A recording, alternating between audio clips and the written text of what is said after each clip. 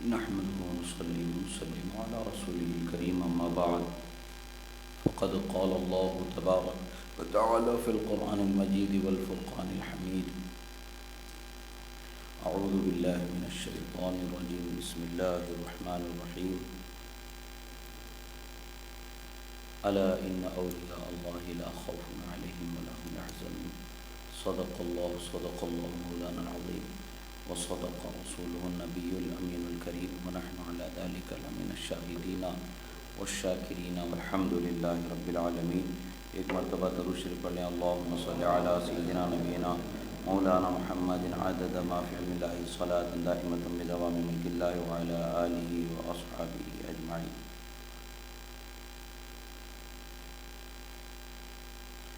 اللہ رب العزت کا بے پناہ شکر و احسان کہ اللہ رب العزت نے ہمیں اس کے حبیب کریم صلی اللہ علیہ وسلم کی سچی محبت عطا فرمایا اور آپ کے دامن کرم سے وابستہ رہنے کی توفیق عطا فرمائی اور آپ کی نسبتوں کا احترام کرنے کی توفیق عطا فرمائی۔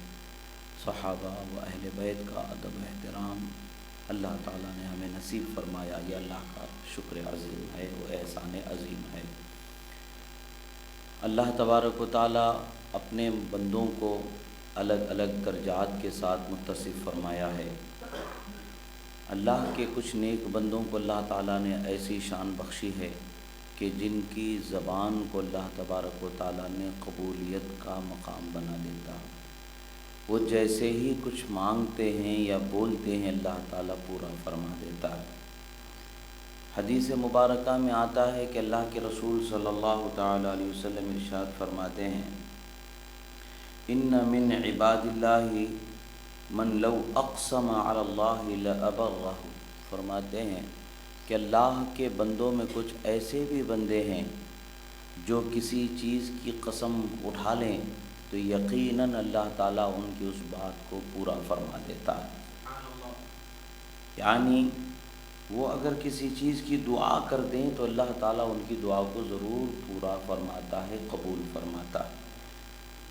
ایک اور حدیث ہے، سرکار فرماتے ہیں، رب اشعث مدفوع بالابواب لو اقسم علی اللہ لابرہ۔ فرماتے ہیں بہت سارے لوگ ایسے ہوتے ہیں کہ جن کے سر کے بالوں پر دھول جمی ہوتی ہے، غبار آلود لباس یا ان کے سر کے بال ہوتے ہیں، یعنی ظاہری حالت میں دیکھنے پر بہت اعلیٰ صاف ستھرا اونچا لباس زرق برق ایسا ان کی شان ہونا ضروری نہیں۔ دیکھنے پر ایک عام سے بندے ضرور ہوتے ہیں جن کی کوئی ایک الگ حیثیت نظر نہیں آتی، مگر دنیا کی نظر میں نہیں ہوتی ہے، اللہ کے پاس ان کا بہت اونچا مقام ہوتا ہے۔ وہ اللہ سے کچھ مانگیں تو اللہ تعالیٰ انہیں ضرور عطا فرماتا ہے۔ حدیث مبارکہ ایک واقعے کے ساتھ متصل ہو کر کے اس حدیث کو بیان کیا گیا۔ واقعہ یہ تھا، حضرت رسول اللہ صلی اللہ تعالیٰ علیہ وسلم کے سامنے ایک شخص تھے جن کے ہاتھ سے ایک کنیز کے دانت سامنے کے دونوں ٹوٹ گئے۔ قانون ہے اسلام کا، اگر کسی کی کوئی چیز نقصان پہنچائی جاتی ہے، جیسے اگر کسی نے کسی کی آنکھ پھوڑی تو آنکھ کے بدلے آنکھ پھوڑی جائے گی، کان کے بدلے کان، ناک کے بدلے ناک، دانت کے بدلے دانت، یہ قانون ہے، جان کے بدلے جان۔ اگر وہ معاف کر دیتا ہے اور کچھ اس کا بدل پیسہ وغیرہ لے کر کے چھوڑ دیتا ہے، اس کی مرضی ہے، معاف کر دیتا ہے تو اس کی مرضی ہے۔ اگر وہ معاف نہیں کرتا اور بدلہ چاہتا ہے تو بدلہ اس کو دیا جائے گا۔ سرکار کی خدمت میں حاضر ہوئے اور انہوں نے کہا کہ ہمیں بدلہ چاہیے۔ سرکار مدینہ صلی اللہ تعالیٰ علیہ وسلم نے فرمایا کہ ان کے دانت کے بدلے دانت توڑ دیے جائیں۔ سرکار نے حکم جاری فرمایا کہ ان کے دانت توڑ دیے جائیں۔ جب ان کے دانت توڑ دیے جانے کی بات آئی تو حضرت انس فقال انس بن النضر اتکسر ثنیۃ الربیع یا رسول اللہ لا والذی بعثک بالحق لا تکسر ثنیتها۔ فرماتے ہیں کہ یا رسول اللہ، روبے کی جو دانت ہیں توڑ دیے جائیں گے؟ خدا کی قسم، اس ذات کی قسم جس نے آپ کو حق کے ساتھ بھیجا ہے، ان کے دانت نہیں ٹوٹیں گے، نہیں توڑے جائیں گے۔ جب انہوں نے سرکار کے بارگاہ میں اللہ کی قسم اٹھا کر کے یہ یقین کے ساتھ جملہ کہا، اس جملے کے کہنے کے بعد سامنے والے لوگوں کو رحم آ گیا، انہوں نے اس کو معاف کر دیا، وہ چلے گئے، یعنی دانت نہیں توڑے گئے۔ سرکار نے اس واقعے کے بعد میں یہ جملے فرمائے، اللہ کے کچھ ایسے بندے ہوتے ہیں وہ اللہ کی بارگاہ میں قسم اٹھا لیتے ہیں تو اللہ تعالیٰ ان کی اس قسم کو ضرور پورا فرما دیتا ہے۔ اب اس میں امام نووی علیہ رحمۃ و رضوان کیا فرماتے ہیں، اس کا مطلب کیا ہے؟ وقیل معنی القسم ہونا الدعاء و ابرارہ اجابتہ، فرماتے ہیں یہاں پر قسم اٹھانے کا معنی کیا ہے؟ لو اقسم علی اللہ لابرہ، اس کا مطلب کیا ہے؟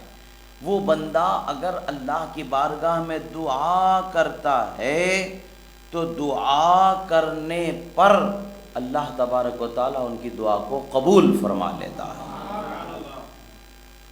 دعا کرنے پر اللہ تبارک و تعالیٰ ان کی دعا کو قبول فرما لیتا ہے۔ یہ دعاؤں کا قبول کر لیا جانا، دعاؤں کا مقبول ہو جانا، یہ اللہ کے محبوب بندوں کے ساتھ خاص۔ اللہ تبارک و تعالیٰ نے اپنے محبوب بندوں کو بڑی شان عطا فرمائی ہے، وہ جب بھی جو بھی دعا کرتے ہیں اللہ تبارک و تعالیٰ ان کی دعا کو قبول فرما لیتا ہے۔ یہی وجہ ہے کہ دنیا والے اللہ والوں کے دیوانے نظر آتے ہیں، اس لیے کہ دنیا جانتی ہے، دنیا والے گناہ گار جانتے ہیں کہ ہم گناہ گار ہیں، ہماری دعاؤں میں قبولیت کا اثر نہیں ہے، مگر اللہ والے اگر دعا کر دیں تو یقیناً اللہ تعالیٰ اس دعا کو قبول فرما لے گا۔ تو ان دعاؤں کے سہارے زندگی جینے والے انسان اللہ کے محبوب بندوں کے صحبت اور ان کے آستانوں سے اپنے آپ کو جوڑے رکھتے ہیں تاکہ اللہ کی رحمت کے حقدار ہو جائیں۔ انہی مقبول بندوں میں سے، انہی محبوب بندوں میں سے وہ جو آل رسول کے پیشوا و امام مانے جاتے ہیں، وہ ایک ہستی حضرت امام جعفر صادق رضی اللہ تعالیٰ عنہ بھی۔ آپ کا چونکہ اس مہینے سے خاص تعلق ہے اور آپ کے لیے خاص نیاز اور ایصال ثواب کا، فاتحہ کا اہتمام اس مہینے میں کیا جاتا ہے، زمانے دراز سے اسلاف کرام کا یہ معمول رہا کہ 22 رجب کو حضرت امام جعفر صادق رضی اللہ تعالیٰ عنہ کے ایصال ثواب کا اہتمام کیا جاتا۔ یہ چیزیں محمود اور پسندیدہ ہیں، یہ کرنے پر انسان کو رحمتیں برکتیں ملتی ہیں، بالخصوص ان بزرگان دین کی خاص توجہ حاصل ہوتی ہے جس کی برکت سے اللہ تعالیٰ ہماری زندگی کی پریشانیوں کو دور فرما دیتا ہے۔ حضرت امام جعفر صادق رضی اللہ تعالیٰ عنہ یہ اولیاء کے پیشوا، اولیاء کے امام ہیں۔ یہ وہ امام ہیں کہ جن کے بارے میں امام اعظم ابو حنیفہ، جو ساری دنیا میں سب سے زیادہ فالورز جن کو دیکھا جائے چاروں مذاہب میں، حنفی، مالکی، شافعی، حنبلی، یہ چاروں فقہ کے مذاہب میں سب سے زیادہ جن کی اقتدا کرنے والے دنیا میں ہیں وہ حضرت امام اعظم ابو حنیفہ رضی اللہ تعالیٰ۔ اور امام اعظم ابو حنیفہ کیا ارشاد فرماتے ہیں؟ لولا السنتان لہلک النعمان۔ امام اعظم ابو حنیفہ فرماتے ہیں کہ اگر 2 سال مجھے حضرت امام جعفر صادق کے نہ ملے ہوتے، تو ان کی صحبت کے مجھے نہ ملے ہوتے تو میں ہلاک و برباد ہو گیا ہوتا۔ اللہ تبارک و تعالیٰ نے انہیں علم کا ایسا ثریا بنایا، ایسا بلند مقام انہیں عطا فرمایا کہ اس بلند مقام سے علم کی سیرابی امام اعظم ابو حنیفہ نے حاصل فرمائی۔ اور امام اعظم ابو حنیفہ کے بھی استاذ ہیں، استاذ الاساتذہ ہیں، اور پھر علم کے ایسے سمندر کے زمانے کے سارے علماء، فقہا، محدثین جن کی بارگاہ میں زانو ادب تہ کرتے اور اپنے علم کی تشنگی کو دور کرتے، جو پیاس تھی اس پیاس کو بجھایا کرتے، اور اللہ کے رسول صلی اللہ علیہ وسلم کے دین کے علم کے سمندر سے اپنے لیے سیرابی حاصل کیا کرتے تھے۔ آپ کی کرامتوں میں سے بڑی مشہور کرامتیں ہیں، آپ کو بارہا قتل کرنے کا ارادہ کیا گیا۔ ایک ہے طریقہ ہے دنیا میں، اللہ تعالیٰ جب کسی کو کچھ خیر سے نوازتا ہے تو جس کے پاس وہ نعمتیں نہیں ہوتی ہیں وہ اس سے حسد کرنے لگتا ہے، اس سے جلن کرنے لگتا ہے، وہ اس کو گرانے کی کوشش کرتا ہے، دبانے کی کوشش کرتا ہے، رسوا کرنے کی کوشش کرتا ہے، اس پر ظلم و بربریت، یعنی بہر طور وہ اپنے اس نفس کی تسکین کی کوشش کرتا ہے جس سے اس کو یہ احساس ہے کہ میں اس کے برابر نہیں ہوں۔ وہ اس پر ظلم کر کے انہیں نیچا دکھانے کی کوششیں کی جاتی ہے۔ ایسے ہی خواہ وہ بادشاہ ہو زمانے کے یا کوئی اور جماعت ہو یا کوئی اور طریقہ ہو لوگوں کا، یہ اہل بیت اطہار اور اہل علم سے اور اللہ والوں سے حسد رکھنے کا ایک سلسلہ زمانے دراز سے چلا آ رہا ہے۔ اللہ کے محبوب بندوں سے حسد رکھنا، یہ سب سے پہلی چیز شروع کہاں سے ہوئی؟ یہ ابلیس نے شروع کیا۔ حضرت آدم علیہ السلام سے اس کو جو حسد ہوا، وہ صفت ہے جو حضرت آدم علیہ السلام سے حسد کرنا شیطان کا، ابلیس کا رہا، تو وہ چیز دنیا میں اسی طریقے سے منتقل ہوتی آ رہی ہے، لوگوں کے ذہن و فکر میں بڑھتی چلی جا رہی ہے۔ ایسے ہی اس زمانے میں بھی خدشہ رہا، اور حضرت امام جعفر صادق رضی اللہ تعالی عنہ سے بھی جلن و حسد کا ایسا ایک بازار گرم تھا کہ آپ کے خلاف ہمیشہ ایک جماعت، ایک ٹولہ لوگوں کا ہوا کرتا تھا جو آپ کے خلاف نہ جانے کیسے کیسے جھوٹی من گھڑت واہیات باتوں کو پھیلایا کرتا تھا، اور آپ کو بادشاہ کے سامنے سزا کا حقدار ٹھہرانے کی کوئی کسر باقی نہیں رکھتا تھا۔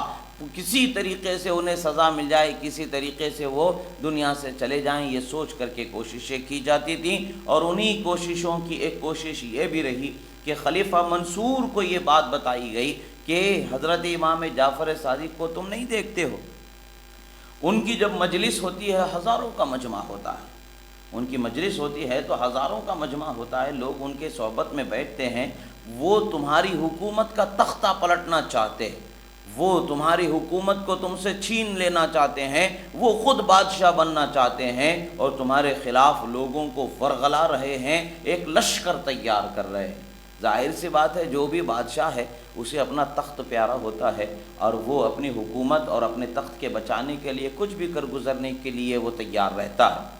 اور بادشاہ ویسے بھی دنیا کے اس قدر اثر میں ملوث ہوتے ہیں کہ انہیں ہوش بہت کم رہتا ہے کہ میں کر کیا رہا ہوں، کیا نہیں کرنا چاہیے، کیا کرنا چاہیے۔ بہرحال بادشاہ نے یہ سوچا کہ بلاؤ حضرت امام جعفر صادق کو، دیکھا جائے کہ آخر معاملہ کیا ہے۔ بادشاہ نے کہا کہ بھائی ان کو بلاؤ میرے پاس۔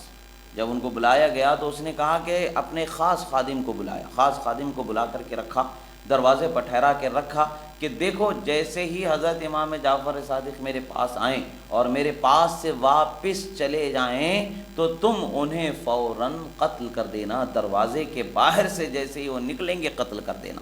جلاد کے ہاتھ میں تلوار دے کر کے ٹھہرا کر دیا گیا۔ اب یہاں خلیفہ بلا رہا ہے، بلایا ہے حضرت امام جعفر صادق کو، بلایا گیا اور خلیفہ ان کو بلاتا ہے۔ حال کیا ہے؟ خلیفہ جب ان کے سامنے آتا ہے تو ایسا لگتا ہے کہ جیسے تھر تھراتا نظر آ رہا ہے۔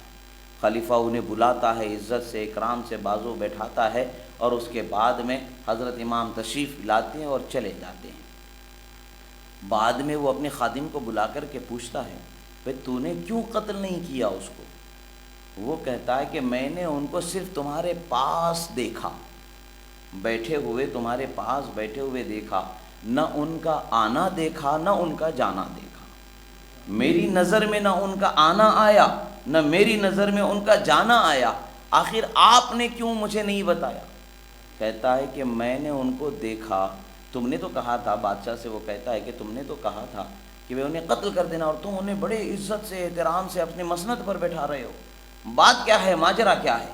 وہ کہتا ہے کہ وہ جیسے ہی میرے سامنے آئے ان کے پیچھے ایک بہت بڑا اشدہا منہ کھولے ہوئے ٹھہرا تھا، وہ اس کا منہ کا اوپر کا جبڑا میرے محل کی چھت سے لگا ہوا تھا، دوسرا جبڑا زمین سے لگا ہوا تھا، اور آواز آ رہی تھی اگر تو نے ذرا برابر امام کو تکلیف پہنچانے کی کوشش کی اسی طریقے سے تجھے نکل جاؤں گا، یہیں نکل جاؤں گا۔ وہ خوف اور دہشت مجھ پر ایسی تھی کہ میں ان کی بارگاہ میں ذرا برابر جسارت نہیں کر سکا، میں انہیں بٹھایا اور بھیج دیا۔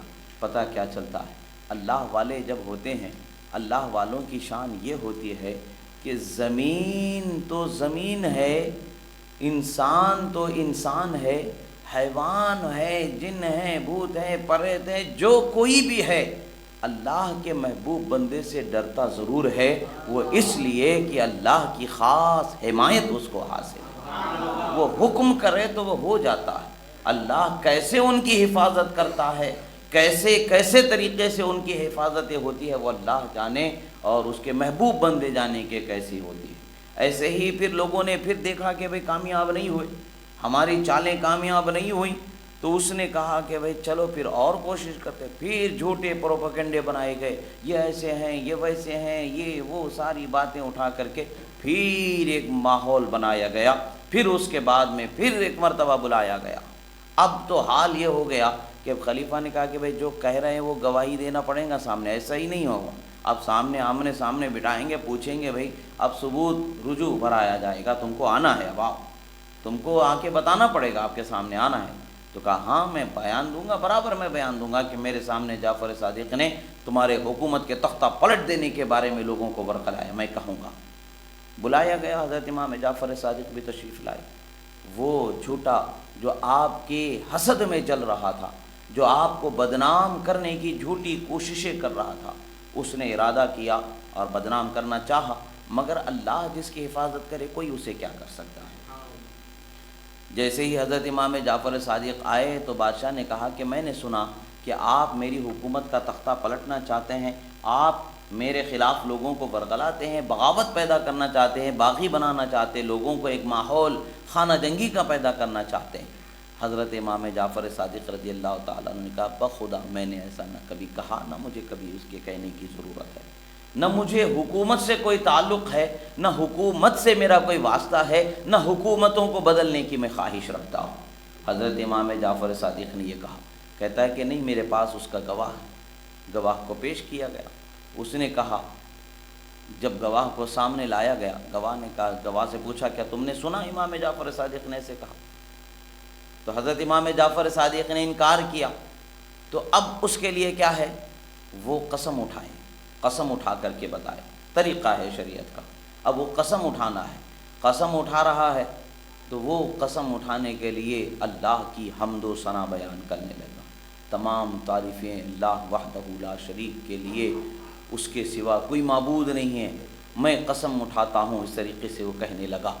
حضرت امام جعفر صادق رضی اللہ تعالیٰ عنہ نے کہا کہ بادشاہ سے کہا کہ ایسے نہیں، میں جس طرح اسے قسم دلواؤں اس طریقے سے قسم کھانے کو کہوں۔ حضرت امام جعفر صادق رضی اللہ تعالیٰ عنہ نے کہا بریئت من حول اللہ وقوتی والنجات الی حولی وقوتی لقد فعل جعفر کذا وکذا وقال کذا وکذا، یہ کہنے کو کہا آپ نے۔ مطلب اس کا کیا ہوتا ہے، میں اللہ کی حمایت سے، اللہ کی حفاظت سے، اللہ کی طاقت سے اپنے آپ کو دور کر لیا، اور میں اپنے معاملے کو اللہ کی قدرت سے نکال کے میں نے اپنے آپ کے حوالے کر دیا، اور میں قسم اللہ کی اٹھاتا ہوں کہ حضرت امام جعفر صادق نے ایسا کہا، ایسا کہا، ایسا کہا۔ زبان سے نکلنا ہی تھا کہ وہیں گرا اور مر گیا۔ بادشاہ نے کہا اس کی ٹانگ پکڑ کے کھینچتے ہوئے لے جاؤ اور باہر شہر کے پھینکاؤ اس کو۔ اس نے حضرت امام جعفر صادق کے شان میں جھوٹ کہا، اور اس کا نتیجہ یہ ہوا کہ حضرت کی کرامت و جلال کا یہ حال ہے کہ وہ اسی جگہ پر موت پا گیا اور دنیا سے چلا گیا۔ اللہ والوں کو تکلیف حد سے زیادہ پہنچانا کبھی کبھی ہلاکت کا سبب بن جاتا ہے۔ اللہ والے درگزر سے کام لیتے، معاف کر دیتے، مگر کبھی کبھی حد سے زیادہ تکلیف پہنچانا بھی ہلاکت کا سبب بن جاتا ہے۔ حضرت امام جعفر صادق رضی اللہ تعالیٰ عنہ کا ایک غلام تھا، اس وقت کا جو خلیفہ تھا عباسی، اس نے کیا کیا کہ اس وقت کا جو بڑا رسوخدار شخص جو بھی تھا، بادشاہ تھا یا کوئی اور تھا، جو بھی تھا اس زمانے کا، کہ اس نے حضرت امام جعفر صادق رضی اللہ تعالی عنہ کے غلام کو قتل کر دیا۔ داؤد عباسی اس کا نام تھا۔ اس نے حضرت امام جعفر صادق کے غلام کو بے وجہ کے قتل کر دیا، اس کا مال زر جو کچھ بھی تھا سب چھین کر کے قبضہ کر لیا۔ حضرت امام جعفر صادق رضی اللہ تعالیٰ عنہ کو پتہ چلا، امام جعفر صادق گئے، جاننے کے بعد اپنی چادر بچھاتے ہیں، اس پر بیٹھتے ہیں، کہتے ہیں کیا تو میرے بد دعا سے نہیں ڈرتا ہے جو میرے غلام کے ساتھ تو نے ایسا سلوک کیا، میرے نوکر کے ساتھ تو نے جو یہ سلوک کیا، کیا تجھے ڈر نہیں لگتا کہ میں بد دعا کر دوں تو ہلاک ہو جائے گا؟ وہ مذاق اڑاتا ہے، کہتا ہے تم اور تمہاری بد دعا میرا کیا بگاڑ لیں گے۔ حضرت امام جعفر صادق وہاں سے آ جاتے ہیں، اپنے کمرے میں آتے ہیں، عبادت میں مصروف ہو جاتے ہیں۔ صبح تہجد کے وقت پر آپ دعا کے لیے ہاتھ اٹھاتے، فجر کا وقت نہیں گزرا تھا کہ اس کا لاشا آ گیا۔ پوچھا گیا کیا ہوا، تو کہا کہ رات میں لوگ گھس کے اس کے گھر میں اس کو مار ڈالے۔ وجہ کیا تھی کچھ پتہ نہیں، بات کیا تھی کچھ پتہ نہیں۔ اصل بات تو پتہ ہے، ظاہری سبب نہیں پتہ ہے، روحانی بات سب کو پتہ ہے۔ بات یہ ہے کہ امام جعفر صادق کی دل آزاری ہوئی، انہوں نے بدلے کی دعا اللہ سے مانگی، اللہ نے بدلہ پورا فرما دیا، بدلہ پورا ہو گیا۔ بادشاہ ہے یا بادشاہ کا حواری ہے، بادشاہ کا چہیتا ہے، حکومت کا کارندہ ہے، کچھ فرق نہیں پڑتا ہے۔ بات یہ ہے کہ اللہ والوں سے لڑائی نہیں مول لینا ہے۔ اللہ تعالیٰ فرماتا ہے کہ من عاد لی ولیا فقد آذنتہ بالحرب، جو میرے ولی سے دشمنی کرتا ہے میں اس کے خلاف جنگ کا اعلان کرتا ہوں۔ ایسے ہی حضرت امام جعفر صادق رضی اللہ تعالیٰ عنہ کے ایک چاہنے والے مرید تھے، انہوں نے حضرت امام جعفر صادق رضی اللہ تعالیٰ عنہ کی خدمت میں 10,000 سونے کے سکے لا کر کے دے دیے۔ وہ حج کو جا رہے تھے، کہا حضور میں حج کے لیے جا رہا ہوں، یہ 10,000 سونے کے سکے ہیں، میں جب تک کہ حج سے واپس آ جاؤں گا اس وقت تک کہ آپ میرے لیے خیر و برکت والا، مناسب، اچھا جو آپ سمجھیں، آپ جس گھر کو پسند کریں اس طرح سے کوئی گھر خرید لیں تاکہ میں اس میں آ کر کے رہوں گا۔ اب وہ عقیدت تھی ان کی، محبت تھی ان کی، انہوں نے سوچا کہ میں خود جا کے خریدوں گا ایک الگ مسئلہ ہے، میرے پیر خرید کے رکھیں گے تو اس میں ایک الگ برکت کا مسئلہ ہے۔ انہوں نے کچھ الگ سوچا، نسبتوں کا معاملہ تھا، محبتوں کا معاملہ تھا، نوکر نہیں بنایا تھا بلکہ عقیدت و محبت کا معاملہ تھا۔ کبھی محبوب اور محب میں ایسا بھی رشتہ ہو جاتا ہے کہ درگزر کا وہاں ایک ایسا ماحول ہوتا ہے کہ جس میں بے ادبی نہیں ہوتی ہے، بے ادبی نہیں شمار کیا جاتا۔ حضرت امام جعفر صادق نے وہ پیسے لے لیے، اب وہ صاحب چلے گئے، ادھر آپ نے وہ سارے کے سارے 10,000 سونے کے سکے اللہ کی راہ میں خرچ کر دیا، غریبوں پر تقسیم کر دیا، لٹا دیا۔ جب وہ حج کر کے آئے کہا حضور میرا گھر کہاں ہے، میرا گھر کہاں ہے؟ آپ نے فرمایا، ایک پیپر پر لکھ کر کے دیا کہ میں نے تمہارے لیے گھر جنت میں خرید لیا۔ اور وہ گھر کیسا ہے؟ اب کہیں گھر خریدا جاتا ہے تو آگا کون ہے، پیچھا کون ہے، ادھر کون ہے، ادھر کون ہے، چار طرف اس کے کون ہے، یہ برابر اس کی باؤنڈری لکھی جاتی ہے۔ بے نامہ جب بھی لکھا جاتا ہے کون کس طرف ہے، بھائی تمہاری سیدھی جانب کون ہے، تمہاری بائیں جانب کون ہے، تمہارے سامنے کون ہے، تمہارے پیچھے کون ہے، لکھا جاتا ہے۔ اب حضرت امام جعفر صادق فرماتے ہیں دیکھو تمہارا گھر کیسا ہے، ایک دیوار رسول اللہ کے گھر سے ملی ہوئی، ایک دیوار فاتح خیبر مولا علی شیر خدا کے گھر سے ملی ہوئی، ایک دیوار امام حسن مجتبیٰ صبت مصطفیٰ کے دروازے سے گھر سے ملی ہوئی ہے، اور ایک دیوار شہید کربلا امام حسین کی دیوار سے، یعنی تمہارے چاروں طرف، ایک طرف رسول اللہ کی دیوار تو ایک طرف فاتح خیبر کی دیوار ہے، ایک طرف شہید کربلا تو ایک طرف امام حسن مجتبیٰ کی دیوار ہے۔ اب وہ مرید بھی پکا مرید تھا، وہ دنیا کا نہیں تھا، وہ آخرت والا تھا، اسی لیے اس نے سودا سوچ سمجھ کر کے کیا تھا۔ اسے معلوم تھا کہ میرے مرشد، میرے مربی، میرے رہبر مجھے وہی دیں گے جو مجھے یہاں اور وہاں دو جگہ کام آنے والا ہے۔ اس نے وہ ورقہ اٹھایا، آنکھوں سے لگایا، چل دیا، گھر گیا، اپنی بیوی بچوں کو ورقہ دے دیا، کہا کہ میں جب مر جاؤں میری کفن میں اس ورقے کو رکھ کر کے دفن کر دینا۔ وقت آ گیا جانے کا، اس کا جو وقت تھا اس وقت پر آیا، اس کا انتقال ہو گیا۔ اس کے بیوی بچوں نے اس کی وصیت کے مطابق وہ لکھے ہوئے ورقے کو اٹھایا اور اس کے کفن میں رکھ کر کے اس کے ساتھ اسے دفن کر دیا۔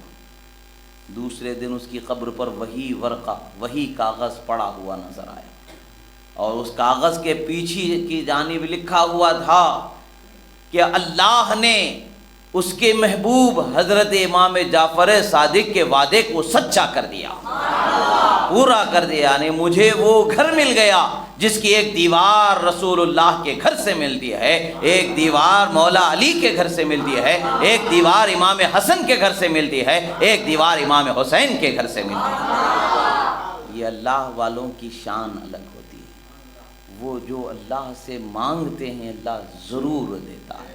اسی لیے اللہ والوں سے لڑائی نہیں مولنی چاہیے، اللہ والوں سے محبت کا رشتہ بنانا چاہیے، ان سے عقیدت کا رشتہ بنانا چاہیے۔ وہ محبت اور عقیدت فائدہ دینے والی ہے، لڑائی اور عداوت نقصان دینے والی ہے۔ اللہ کے محبوب بندوں سے محبت کرنے والے یہاں بھی کامیاب ہو جاتے ہیں، وہاں بھی کامیاب ہو جاتے ہیں۔ اللہ رب العزت کی بارگاہ میں دعا ہے، جو کہا گیا سنا گیا، کہنے میں سننے میں جو غلطی ہوئی اللہ تعالیٰ اسے معاف فرمائے، اور جو حق و صحیح کہا گیا اللہ تعالیٰ اسے قبول فرمائے۔ پروردگار جو بیمار ہے انہیں شفائے کاملہ و عاجلہ عطا فرما، جو قرض دار ہے انہیں بار قرض سے سبکدوشی عطا فرما۔ پروردگار تیرے حبیب کریم صلی اللہ علیہ وسلم کے صدقے و طفیل میں مولا دنیا و آخرت کی ہمیں نعمتوں سے مالا مال فرما، جو قرض دار ہے انہیں بار قرض سے سبکدوشی عطا فرما۔ مولا عالم اسلام میں امن امان سلامتی چین و سکون عطا فرما۔ مولا مسلمانوں کے دین ایمان جان مال عزت آبرو کی حفاظت فرما۔ اقول قولی ھذا استغفر اللہ لی ولکم ولسائر المؤمنین وما علینا الا البلاغ المبین برحمتک یا ارحم الراحمین۔